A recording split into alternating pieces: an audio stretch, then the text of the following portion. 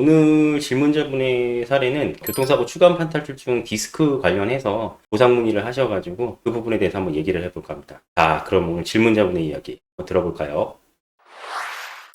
1월 말경 상대방 중앙선 침범 상대방 100% 과실로 교통사고가 났습니다. 당시 탑승자는 저, 와이프, 아이 2명이 탑승한 상태였고요. 저는 검사 결과 목허리에 디스크 추간판 탈출증 진단을 받았습니다. 현재까지 틈틈이 치료를 받고 있긴 한데 후유장애 신청이 가능할까요?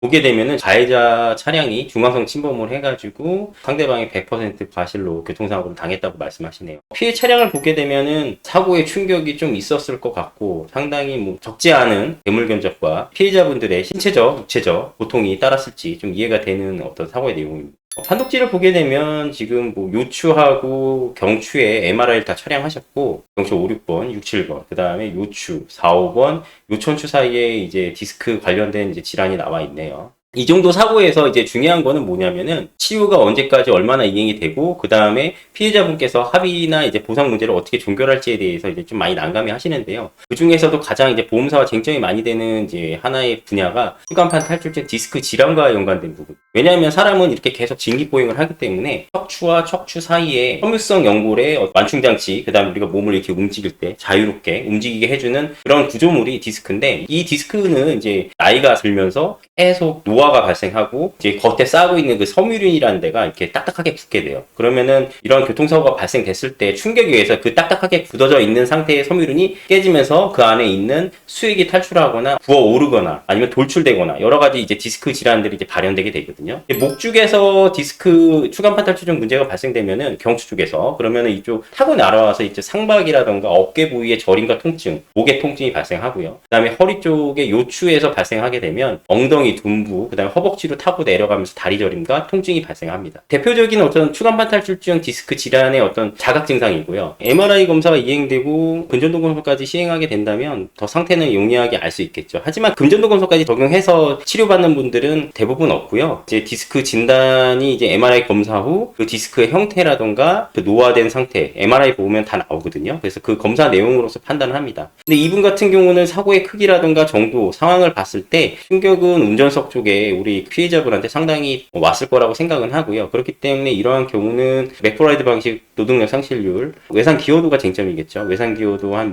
20%에서 40% 사이에 적용이 될 수 있을 것 같고요. 한시장애 같은 경우는 2년에서 3년 사이 정도 적용이 될 것 같습니다. 근데 보험사에서는 통상적으로 교통사고 디스크 관련해서 인정되는 어떤 외상 기여도가 30%고 한시장애 한 2년을 인정하려고 해요. 근데 이제 쟁점이 되는 거는 상태에 따라서 그 다음에 사고 크기에 따라서 몇 개월이라도 늘릴 수 있고 관여도 부분이 5%라도 늘릴 수 있다면 저희는 그런 부분들 최선으로 신경 쓰고 있고요. 물론 이런 입증 자료들을 다 보내주신 분들에 한해서 저희가 상담을 충분히 하고 내용 검토하고 나서 이제 적용이 된다는 거죠. 그리고 또 한 가지는 이런 디스크 관련된 어떤 합의금 보상 문제는 솔직히 말씀드려가지고 굉장히 어렵습니다. 간단한 부분들이 아니에요. 요즘은 퇴행성 질환들이 워낙에 디스크 쪽에 많이 있기 때문에 경미한 사고로 청구가 들어와서 이제 보상을 논하는 합의를 주장하시는 분도 있다 보니까 보험사에서는 우선 디스크 추간판 탈출증이 진단됐다 그러면 그 부분에 대해서는 불인하고 염자나 단순 타박상으로서의 어떤 진행을 유도한 다음에 우리 피해자분들께서 명확한 본인들의 입증 자료를 제반해서 제출을 하시고 거기에 대해서 항변을 하신다면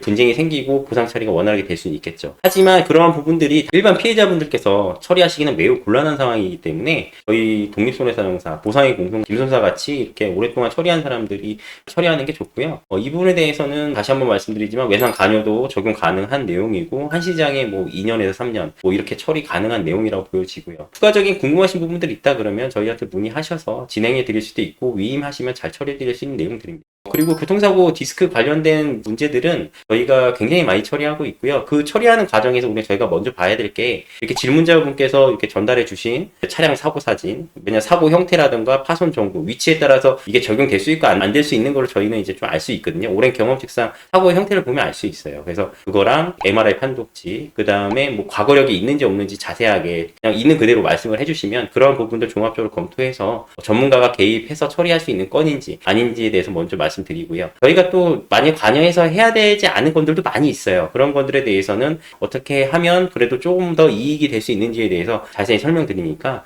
똑같은 사례, 뭐 교통사고 추간판 탈출증이나 디스크 문제에 대한 사례자분들이 있으시다면 많이 문의해 주시고 거기에 대한 좋은 해안이 될 수 있겠다. 다시 한번 말씀드리는 겁니다. 자, 그럼 오늘의 보상의 공성 영상은 여기서 마치고요. 여러분들에게도 오늘 하루가 정말 행복한 하루가 되길 기원드리며 다시 기적 구독과 좋아요 좀 꼭 부탁드리겠습니다. 감사합니다.